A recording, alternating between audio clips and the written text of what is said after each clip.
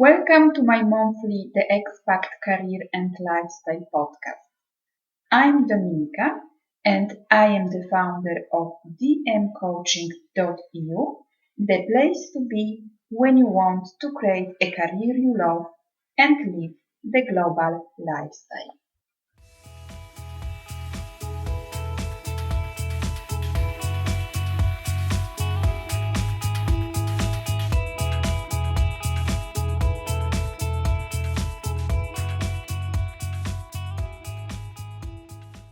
Welcome to our monthly podcast. Today I have a great pleasure to speak with Rita Golstein-Galperin, a career makeover strategist for expat women and the founder of Expat Renaissance. Rita is also an author, entrepreneur, public speaker, and a career and business coach for expats, striving to help women around the world to redefine and reinvent their success abroad. And today we will talk about how to build your network as an expat. So welcome, Rita. I am really glad to have you here. Could you please tell us more about you and what are you doing? Hi, yes, thank you very much, Dominika. Thank you for the introduction. It sounded like I'm a very important person. Because you are. You're welcome, you're welcome. No, but I'm very, very happy to be here sharing some of my thoughts with your audience, and so thank you for having me. Yes, so I'm what you would call probably a serial expat from childhood, traveling around from the age of 8, living in different countries. I speak 4 languages currently, and I've moved around quite a lot. And I did all the right things. Like I took the regular path of going to college and then grad school, law school. I'm a lawyer. I'm an economist. I used to work for a government, an international organization. I did everything by the book, but something was always missing. And throughout this particular journey of mine, I kept meeting people, in different countries that I visited or that I lived in.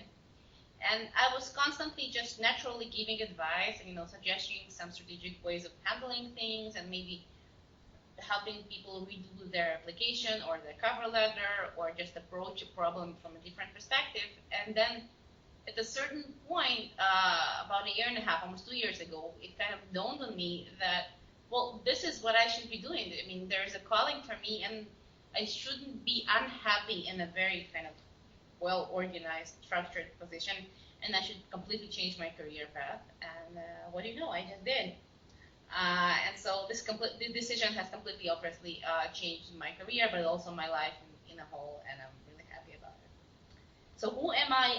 I'm an expat mom living in Paris, France. I have 2 crazy, amazing boys. I love them to death.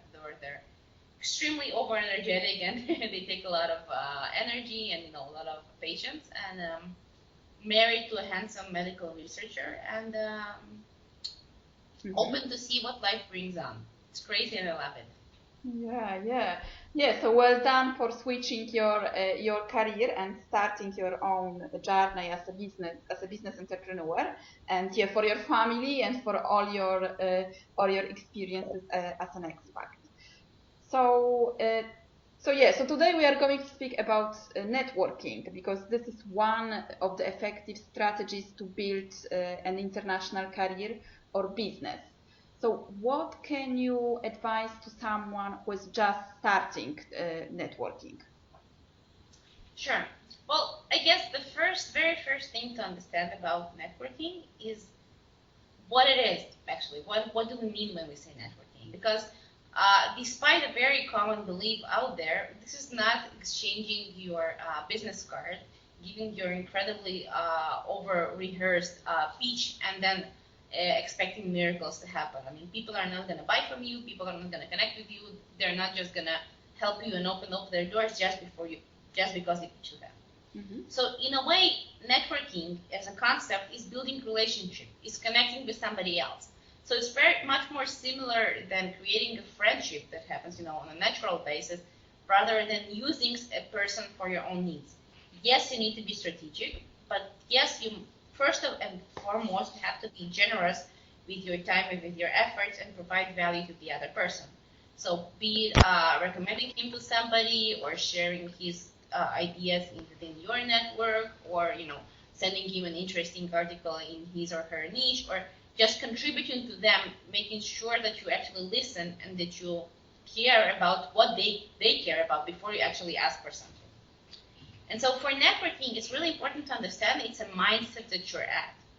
It's not necessarily any particular event that you're attending. So yes, it can be a conference and a networking event, or a social media group, or like things we normally think about when we talk about networking. But it can also be like daily routine things that happen. A dinner party with your friends, one-on-one lunch with a former colleague, or just even in the park, right? If you're going outside in a park with your kids and you're speaking to some of the other moms or dads in the park, and just learning about what they do and what they're passionate about and what they want to achieve in life, and you never know when it's going to come back to be really helpful for both of you. So as long as you remember that it's about building a true relationship that is being mutually beneficial, well, I think you're all good. Yeah, so it's about sharing, giving, and not only about asking. It's much more about sharing and giving than asking. Yes. Yeah, yeah.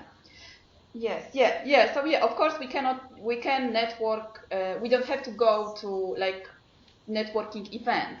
But for example, if we decide to attend a networking event to build our international career or to develop our business, so what kind of groups should a person join? And is it better to network online or is it better to network offline? What do you think? Yes, it's a very good question, Dominika. Like in any good and complicated question, I guess my answer would first of all be, well, it depends. Right? It doesn't even get us very far. But what I would suggest, it actually has to be a combination of the two.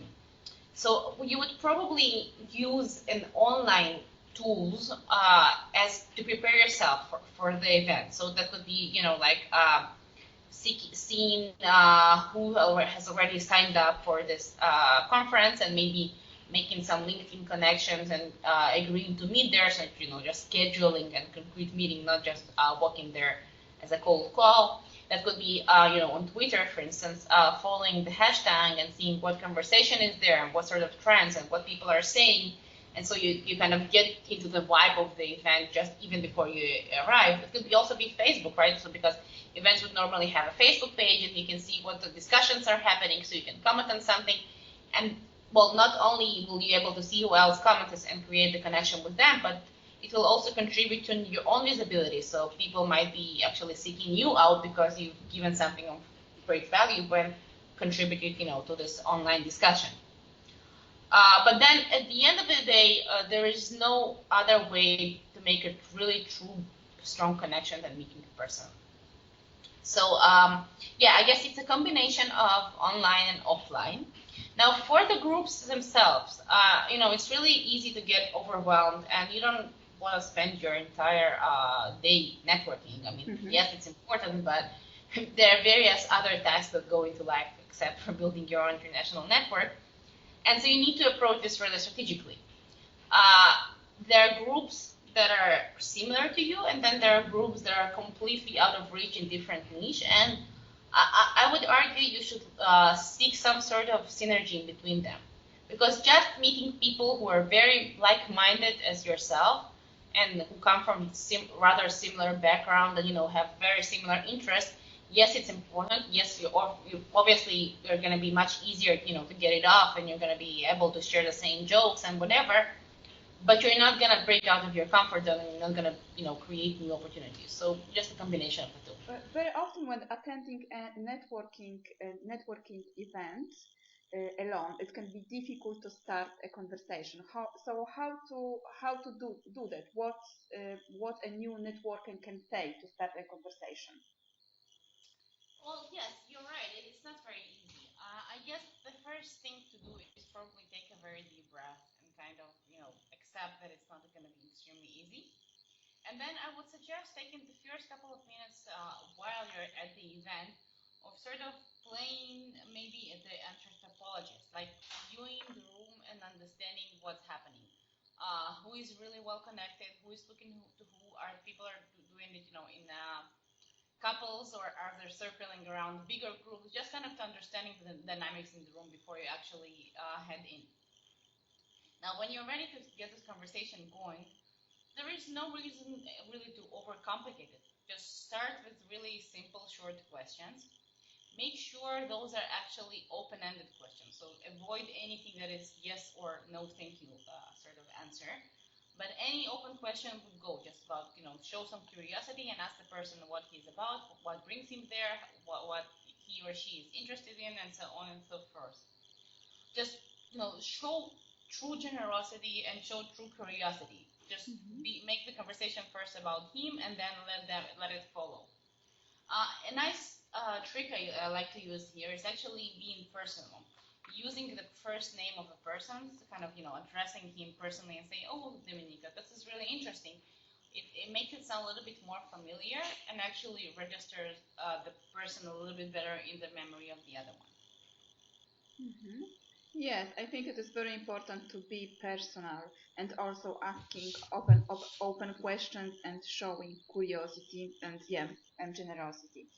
So, how to answer the question, what do you do during a networking event? So, should I prepare something like an elevator pitch? Yes, but be very, very careful in using it. So I'm going to explain what I mean by this. Yes, it's good to have a rather clear view of what you want to say and how you want to present it. And you maybe want to take a second to practice at home so you understand a little bit of how you're going to present your story. However, there's something very important about networking that we need to know. In any given event, you're going to be talking to various types of people. And in very general broad, let me just maybe break them into three groups. There are your prospects, so like very direct potential clients or customers or potential collaboration business partners. So the prospects. Then you have the connectors, people who are really, really well connected. They have a very wide network, a very broad network, and very heterogeneous network. So they know a lot of people from different spheres. And so you're going to want to connect with them and leverage their network. And then you also can have mentors. Now, mentors would be people in the same industry or in the same niche that you are, but they're a little bit more advanced or much more advanced. So that could be like a business leader or somebody really, really senior in your industry, like in the corporate world or whoever that might be, but somebody who you can, learn from their experience and share his own expertise and his own journey. And obviously, the way you're going to talk to all those three people is completely different. So you want to present yourself, and you should have an elevator speech, but you want to address each and every one of those individuals in a completely different manner. So yes, have something in mind, but you need to adapt it in accordance to the person you're talking to. And then another very important element to bear in mind in this regard is it needs to sound like you, right? So, okay, I know it's kind of a little bit contradicting that I've just told you to rehearse it a little bit and do your homework. But, at the end of the day, if it sounds too rehearsed and too professional and kind of, words that people don't normally use in their daily routine and they don't talk like this, it's going to be fake. It's not going to be authentic enough, and people are not going to be feeling the connection. So a rule of thumb you can use here is just, talk the way you would to a good friend. And if it sounds too cheesy, then it probably is. Yeah, so making it personal, more personal, showing more your personality. Yeah. And also knowing who you're talking to. So being strategic in addressing the person that you're talking to. Yeah. A different question which often people ask is, where are you from? And sometimes it can be very challenging to answer it, especially when you lived in many countries. So what will be the best answer to this question, in your opinion? Yeah, don't I know? It's not always very easy. Yes, I think in most cases it actually will be very good to allude to your international and multicultural background. There is no need to go into too much detail, right? So I wouldn't probably start the story from where you were 3 years old and your parents moved to a different country or so on and so forth. But just kind of, giving the wide perspective of where you are and the experiences that you've accumulated. Once again, there's a caveat here. If you're talking to somebody who is really, really like an influencer, super busy and with a lot of his hand, you don't want to, well, not bore him, but those people normally have a rather short attention span, and so you don't want to overload them with information about your personal story, unless your personal story is really directly related to the issue of your conversation. And in that regard, I just wanted to tell you, as we said at the beginning, networking is all about building a relationship and creating a connection. And so storytelling is actually what brings people together, right? So don't be, even when you're asked about your background or your international journey, don't just go over the very dry facts, like, I spent 5 years here, 6 months there, and then I traveled for 3 months, and then I did this and on the other. But maybe share some anecdote or a funny story or kind of lost in translation sort of episode that happened to you, because it will make you more memorable and more visible, and the person you are talking to will be going to be much more related to what you're saying. Mm-hmm. Yeah, so making it like more interesting, telling Yes. telling a story. Yeah, this is a good point, a good idea. Yeah. Uh, so how can we how to connect with a person who can help you with your job search, or is working in a company you want to work for, or a person who can help you to grow your business? Well, this is obviously very, very important. Mm-hmm. First of all, do your homework, right? So we spoke about this a little bit at the beginning of the interview, that you need to have a combination both of online techniques and offline techniques. So you know who you're talking to, you've done your homework, you've kind of have some sort of a background checkup on this person, and you know what he's about before you actually connect with him. And then focus on to being yourself and really speaking from your heart, if you will. So just kind of showing interest and really making the conversation first about him, first about giving, then about you. And then it's very important is actually to have a call to action. Mm-hmm. So don't assume that people will just randomly know what you're looking for. Be it a job offer, a business opportunity, a referral, some to fulfill your social needs for friendships or whatever that might be.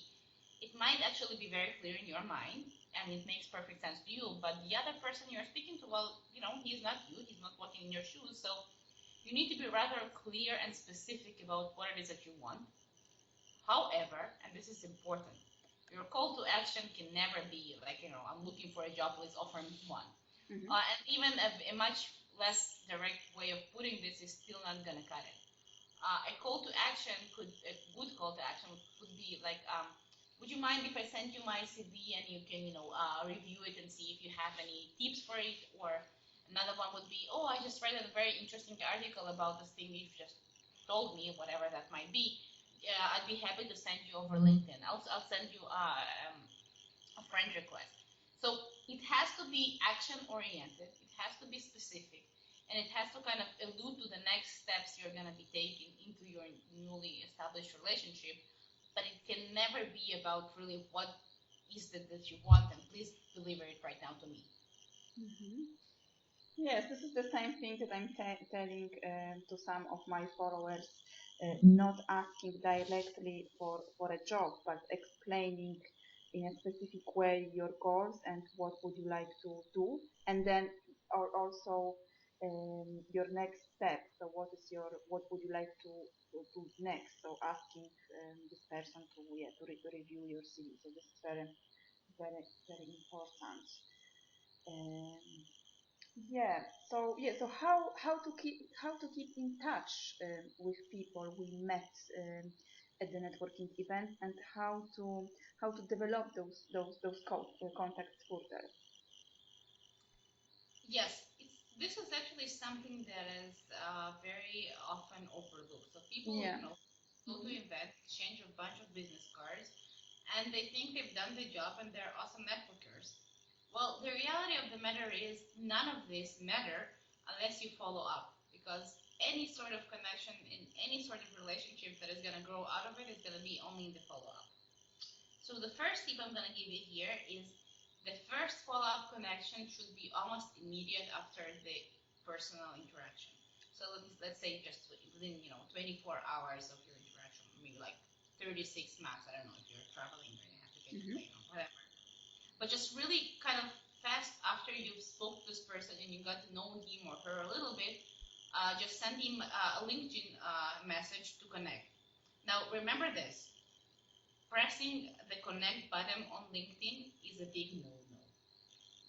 Take the time to craft a real message. Now it doesn't have to be a mile-long, lengthy letter explaining all your story, but make it more personal, allude to the conversation you've had, say something I really enjoyed learning more about X, Y, and or Z, whatever you were talking with this person, but just make sure that you draft a message. So after you follow up for the first time, which was really kind of quick, 24 hours after the meeting, I would suggest having at least two contact points, each within several weeks from the previous interaction. So I would say like in between 3 to 6 weeks after your initial connection, it would be good to provide him with some value.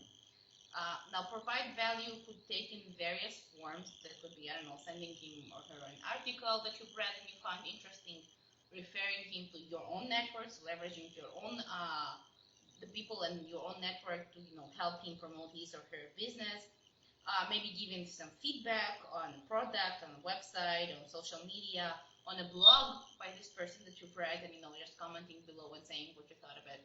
But just kind of popping in their awareness, so they see your name and they feel that you've provided some sort of value for them, but you're not asking anything in return. And then once in a while, you should be thinking of recontacting the person. So it's all about systems in a way. It should not be very mechanic. Like I hate people when that send me random Christmas cards that I haven't spoken to for years, and I just keep getting really generic cards saying Merry Christmas, Happy New Year, enjoy your festive holidays. Well, which is there is nothing personal into this. There was no overthought, and to be completely honest, I'm not sure that the person who is sending me this even knows who I am and where we met. So, if worst comes to shove, when he needs some help, I'm not entirely sure I'm going to be all up and running to help him. But if you actually take the time to build a steady relationship, when you follow up with the person, every couple of months, just check on him and see what he's up to, and send him a short message on LinkedIn or in other social media platforms, chances are getting much higher. So as a rule of thumb, let me just to sum up this point, I would say make, at least strive to make a connection with 1 to 2 people per week. It doesn't have to be major, it doesn't have to be networking event, you don't have to spend your entire day doing this, but 1 to 2 person per week just to make sure that you're growing your network and it's actually nourishing. Yeah, so there is a simple strategy behind following up and developing your contacts through networking. Yeah. So what are your tips for an introvert person who's thinking about networking? Well, as an introverted person, let me tell you, I guess it's first of all about managing your own expectations. So it's never going to be easy, breezy, and flowing, and just pure fun for you. You can get really much better. You can get a systemize. You can, improve your skills. You can grow your network. But it doesn't necessarily mean that you will have to learn to enjoy it and become the most fun thing you do during the week.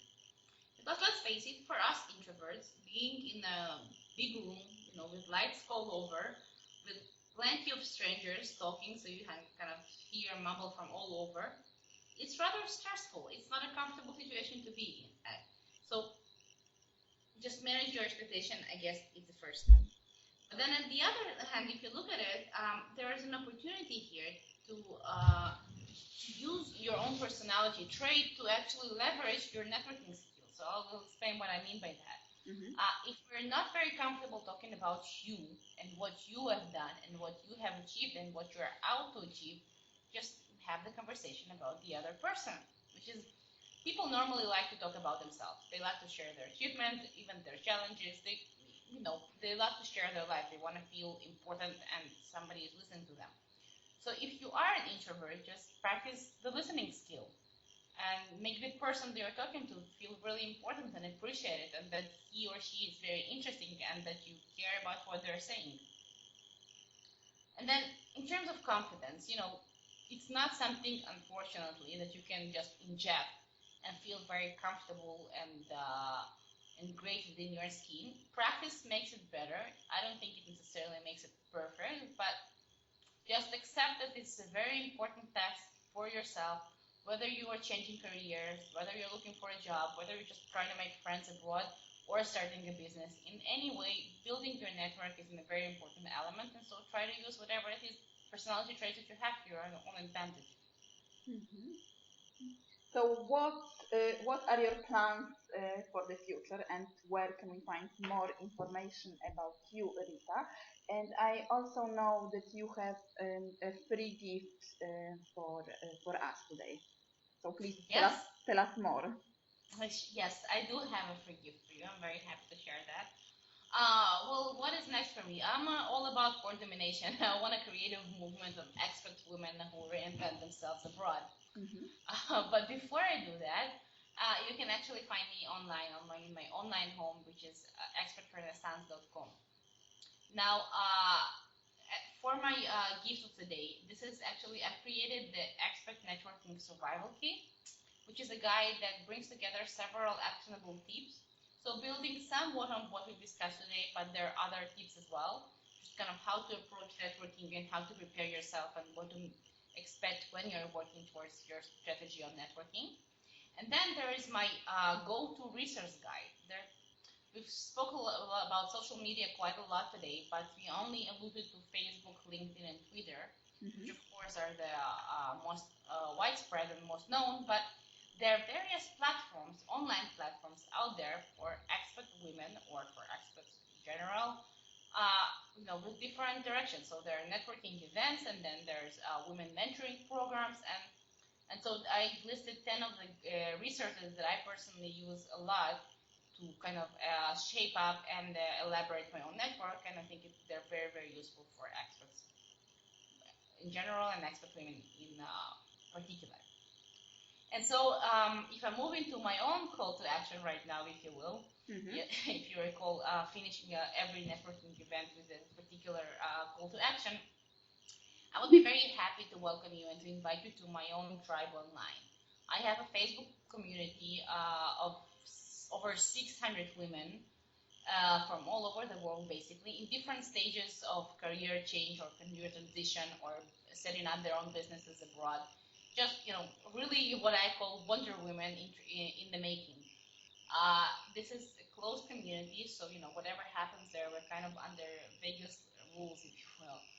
It's all about supporting and it's all about providing from, experience and tips and maybe helpful information. So there is no judging and there is no spreading around the world. So even challenges and things that are not necessarily exploring are more than welcome. And so you can find me at the Career Makeover Revolution Expert Renaissance. And once again, I think Dominika has the link, and she will be sending it over with the podcast. But do come over and pop into the group. It's a free group, so I welcome any expert woman out there. And reach out to me and introduce yourself, and I'd be very happy to get to know you a little bit better and start building our own connection. Yeah, thank you very much, Rita. Thank you for sharing all your tips and all your experience and for your free gift. And I will share all the links to your group and to your website, and also to the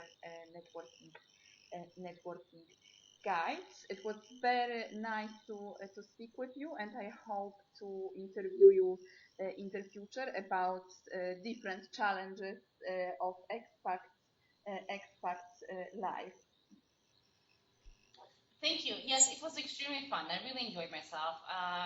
And thank you for this opportunity, Dominika. I'm really happy to share some of my insights with your tribe as well. And yes, I am looking forward, of course, to collaborating with you even further. And we share the same mission. want to help women out there around the world re-tap into who they really are and recreate their success abroad. And so I'm really happy to have found a partner to do that. You're welcome. You're welcome. And to our listeners, thank you for joining us and thank you for listening. And if you like this podcast, please leave your comment and share it with your friends. And if you would like more information, please visit my website, which is dmcoaching.eu. And I will speak with you next month. Thank you very much and goodbye.